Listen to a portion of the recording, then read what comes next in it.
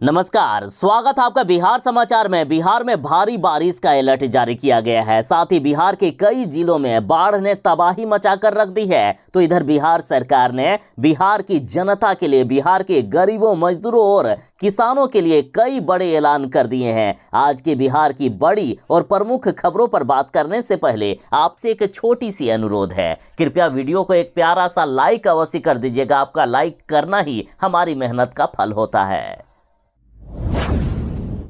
बिहार में भारी बारिश का अलर्ट जारी कर दिया गया है। बिहार में फुल मूड में आ गया है अब मानसून। दरभंगा, मधुबनी, पटना सहित बिहार के कई जिलों में बम्पर बारिश हो रही है। मौसम विभाग ने बिहार के कई जिलों में रेड अलर्ट तक जारी कर दिया है। आज बिहार के अधिकांश जिलों में जमकर बारिश होने वाली है और लगातार हो रही बारिश से बिहार के कई जिलों में बाढ़ का खतरा मंडरा रहा है। मौसम विज्ञान केंद्र पटना के अनुसार आज बिहार के जिन जिलों में तेज बारिश होने वाली है, जिन जिलों में येलो अलर्ट जारी किया गया, ये जिले हैं पूर्वी चंपारण, पश्चिमी चंपारण, सिवान, सारण, गोपालगंज, सीतामढ़ी, मधुबनी, मुजफ्फरपुर, दरभंगा, वैशाली, शिवहर, समस्तीपुर, सुपौल, अररिया, किशनगंज, मधेपुरा, सहरसा, पूर्णिया, बक्सर, भोजपुर, रोहतास, भभुआ, औरंगाबाद, अरवल, पटना, गया, नालंदा, शेखपुरा, नवादा, इन जिलों में भारी बारिश होने वाली है। येलो अलर्ट जारी किया गया है। साथ ही बाकी बचे बिहार के जिलों में मध्यम दर्जे की बारिश हो सकती है। बिहार में लगातार हो रही बारिश और नेपाल द्वारा लगातार पानी छोड़े जाने के कारण बिहार के कई जिलों में बाढ़ आ गया है। उत्तर बिहार की स्थिति काफी खराब है। उत्तर बिहार के कई जिलों में लोगों के घर द्वार डूबने लगे हैं। घरों में 2 से 3 फीट तक पानी पहुंच गया है। सीमांचल के 7 जिले और पूर्वी बिहार के 3 जिलों में बाढ़ ने तबाही सी मचाकर रख दी। गंगा के अलावा कोसी, गंडक, बागमती, घाघरा, कमला बनान, लालबकिया, परमान, महानंदा और लखनदेई नदी लाल निशान के पार चली गई। महानंदा नदी कटिहार में, जबकि लखनदेई नदी मुजफ्फरपुर में लाल निशान के पार चल गई है। तो इधर बागमती नदी सीतामढ़ी, शिवहर और मुजफ्फरपुर में खतरे के निशान से ऊपर है। कोसी खगड़िया में, कमला मधुबनी में, लालबकिया पूर्वी चंपारण में, परमान पूर्णिया में, घाघरा सारण में खतरे के निशान से ऊपर बह रही है। ये नदियां इन इलाकों में भीषण तबाही मचा रही है। गोपालगंज की ये तस्वीरें देखिए, किस तरह से पूरा गांव डूबा हुआ है। सरकारी स्कूल भी डूब गया। कोसी सीमांचल इलाकों में लोगों का पलायन शुरू होने लगा है। लोग अपने घर द्वार को छोड़कर किसी ऊंचे स्थानों पर शरण लेने को मजबूर हो रहे हैं। बेतिया में डायवर्जन टूट गया है, जिससे कई गांवों का संपर्क टूट गया।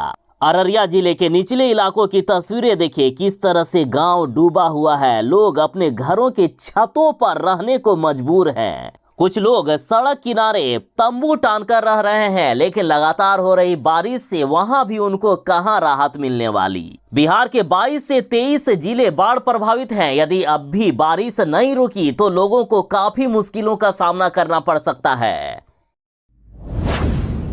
बिहार के अब हर गरीबों को आवास दिया जाएगा और अब पंचायती राज पदाधिकारी देखेंगे पीएम आवास योजना का काम। साथ ही बिहार सरकार ने ऐलान किया है कि बिहार के वैसे गरीब जिनको अभी तक पीएम आवास योजना के तहत घर नहीं मिला है, उनको बिहार सरकार अपने खर्चे पर सीएम आवास योजना यानी मुख्यमंत्री आवास योजना के तहत घर देने का काम करेगी।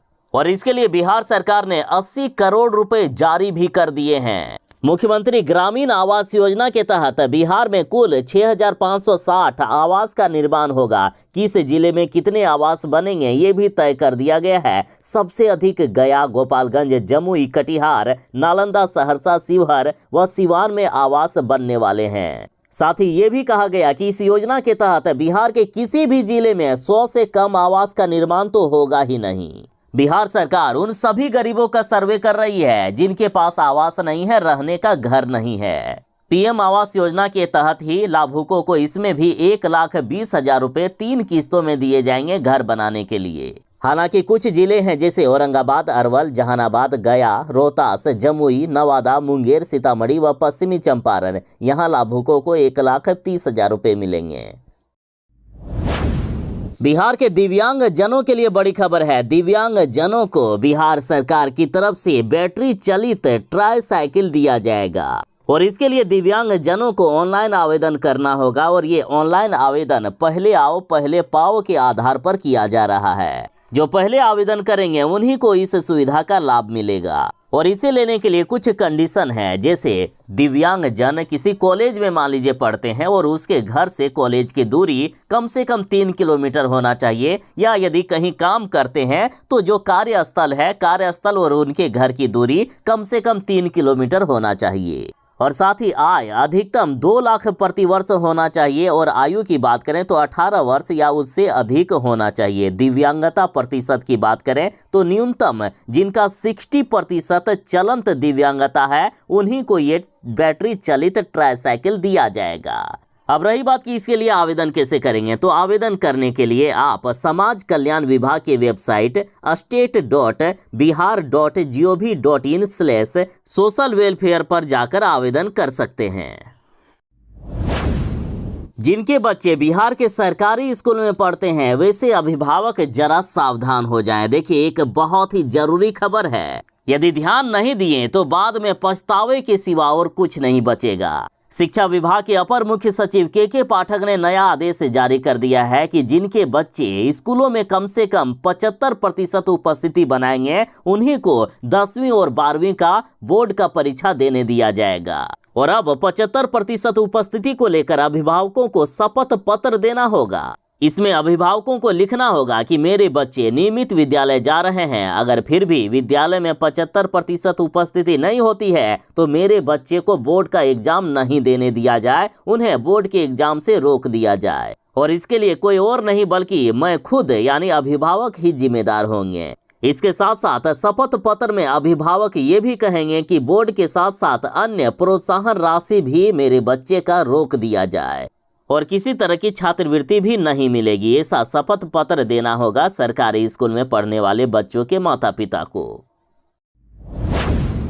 अब बिहार वालों को डराने लगी है बिहार की नदियां। गंगा, कोसी समेत बिहार की कई बड़ी नदियां उफान पर है। बाढ़ की चपेट में बिहार का एक बड़ा भूभाग आ गया है। देखिए, नेपाल, उत्तर बिहार और कोसी और सीमांचल के कई जिलों में लगातार हो रही बारिश के कारण नदियां उफान पर है। सीतामढ़ी और मधुबनी में अधवारा समूह की नदियां भी उफना गई है। पश्चिमी चंपारण के आधा दर्जन प्रखंड बाढ़ की चपेट में है। यहां पहाड़ी नदियां गंडक व सिकरना का पानी कई गांवों में फैल गया है। सैकड़ों एकड़ में लगी फसलें डूब गई है। मुजफ्फरपुर में बागमती नदी खतरे के निशान से लगभग 2 मीटर ऊपर बह रही है। इससे निचले इलाकों में रहने वाले लोग दहशत में हैं और आई व कटरा कई पंचायतें पानी में डूब गए हैं। जलस्तर में वृद्धि से और आई व कटरा के बाढ़ प्रभावित इलाकों में हड़कंप की स्थिति है। कटिहार में लगातार गंगा नदी विकराल होती जा रही है। कटिहार में सभी प्रमुख नदियों का जलस्तर बढ़ता जा रहा है। गंगा, कोसी, बरंडी व कारी कोसी नदी के जलस्तर ने तो तबाही मचाकर रख दी है। तो वहीं सहरसा में तटबंध के अंदर कई गांव बाढ़ के पानी में घिर गए हैं। कई संपर्क पथ पर बाढ़ का पानी आ जाने से यातायात भी प्रभावित हुआ है। बिहार के वैसे गरीब जिन्होंने पीएम आवास बनाने के लिए पैसे तो सरकार से ले लिए लेकिन आवास बनाए नहीं हैं, उन पर अब एफआईआर किया गया है। उनसे पैसे की वसूली की जाएगी। और यदि सिर्फ रोहतास जिले से ही बात करें तो ऐसे लाभुकों की संख्या 361 बताई जा रही है। पूरे बिहार में ये संख्या हजारों में है। और ऐसे लापरवाह लाभुकों पर कार्रवाई करने के लिए नोटिस भेजने की प्रक्रिया जारी है। इसके लिए संबंधित अधिकारियों को निर्देश दे दिया गया है। इनको एक तय समय दिया जाएगा और उसके अंदर आवास निर्माण करवा लेना होगा। यदि फिर भी वे नहीं करवाते हैं तो उसके बाद इन पर कार्रवाई भी होगी और पैसे की भी वसूली की जाएगी। दक्षिण बिहार में पेयजल की समस्या उत्पन्न हो गई है और बिहार में चापाकल की मरम्मत के लिए अब 16 करोड़ रुपए सरकार की तरफ से जारी कर दिए गए। बंद पड़े चापाकल को ठीक किया जाएगा और नए चापाकल भी लगवाए जाएंगे। देखिए, दक्षिण बिहार में बारिश में कमी आने की वजह से 10 से 20 फीट तक भूजल स्तर नीचे चला गया है और इसके लिए अब राज्य सरकार ने 2 तरह की योजना बनाई है। पहली योजना के तहत नए चापाकल लगाने का कार्य दक्षिण बिहार में किया जा रहा है और दूसरी योजना के तहत वैज्ञानिक तरीके से पानी ऊपर लाने के लिए पाइप जोड़ने के साथ मरम्मत का कार्य भी किया जा रहा है।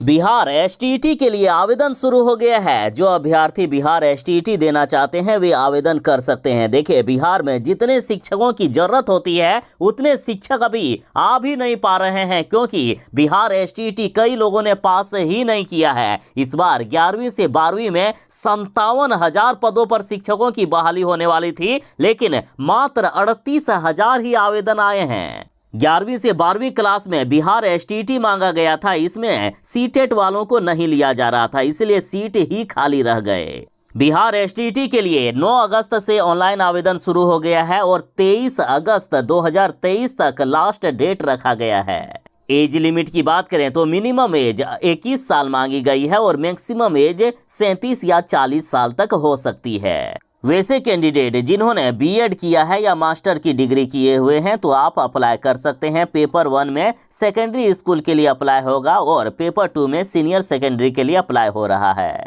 बता दें कि सीनियर सेकेंडरी यानी पेपर 2 में अप्लाई करने के लिए मास्टर डिग्री मांगा गया है। ऑनलाइन आवेदन करने के लिए Bihar combined entrance competitive exam board के ऑफिशियल वेबसाइट यानी bceceboard.bihar.gov.in पर जाएं। राहुल गांधी हमेशा कुछ न कुछ कांड करते रहते हैं। अब सदन में राहुल गांधी ने दे दिया फ्लाइंग किस, और जिसे स्मृति ईरानी ने अपने ऊपर ले लिया। और अब देखिए, इस पर बवाल शुरू हो गया है। स्मृति ईरानी को जवाब देते हुए कांग्रेस की महिला विधायक नीतू सिंह ने कहा कि जैसे लाल कपड़ा देखकर भैंस भड़कती है, वैसे ही राहुल गांधी को देखकर भड़कती है स्मृति ईरानी। साथ ही इन्होंने पूछा कि अगर राहुल गांधी ने फ्लाइंग किस मान लीजिए दिया भी था तो उस वक्त वहां 26 महिला सांसद थी, तो स्मृति ईरानी कैसे समझ गई कि राहुल गांधी किनको फ्लाइंग किस दे रहे हैं। साथ ही महिला विधायक नीतू सिंह ने कहा है कि राहुल गांधी अभी जवान है, वे फ्लाइंग किस या किस देंगे भी तो किसी लड़की को देंगे, एक 50 साल की बुढ़िया को क्यों देंगे। लड़की की कमी हो गई है राहुल गांधी के लिए क्या। बिहार के सभी जिलों में ट्रांसजेंडरों के लिए बनेंगे अलग से शौचालय। देखिए, पटना समेत राज्य भर में ट्रांसजेंडर समुदाय के लिए जल्द ही सार्वजनिक शौचालय का निर्माण करवाया जाएगा। ट्रांसजेंडर समुदाय के लिए पटना के साथ साथ बिहार में लगभग 1,500 सार्वजनिक शौचालय का निर्माण करवाया जाएगा। देखिए, इस समुदाय के लोगों ने बताया कि महिला शौचालय में जाओ तो महिलाएं कहती है कि पुरुष शौचालय का इस्तेमाल करो, और पुरुष शौचालय में जाने पर कहते हैं कि महिला शौचालय में जाएं। तो ऐसे में समझ में नहीं आता है कि आखिर जाएं कहां, इसलिए इनके लिए अलग से सार्वजनिक शौचालय बनवाया जाएगा।